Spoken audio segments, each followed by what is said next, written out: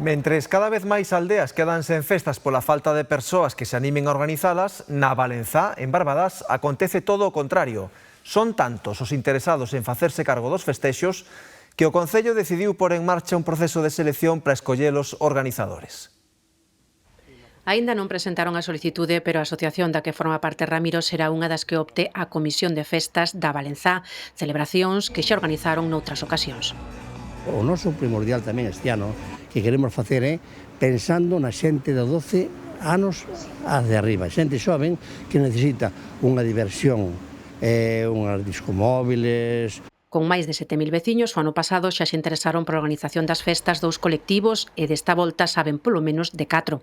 Como o barrio máis populoso deste concello e temos unha media moi xoven que de 44 anos, pois digamos que hai criterios dispares á hora de querer organizar a festa dun xeito ou doutro.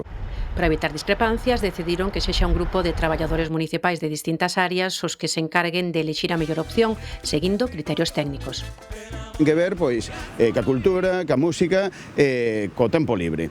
Nese sentido, vanse valorar pois aspectos que redunden na, digamos, na calidade artística, tamén na seguridade, porque tamén está incluída a Policía Local e Protección Civil, e, bueno, para favorecer a convivencia veciñal e a participación. Tamén hai unha serie de mínimos que ten que cumplir, vale.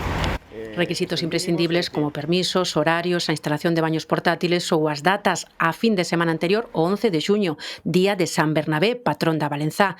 Un proceso de selección pouco habitual nun contexto no que cada vez hai menos festas pola falta de organizadores.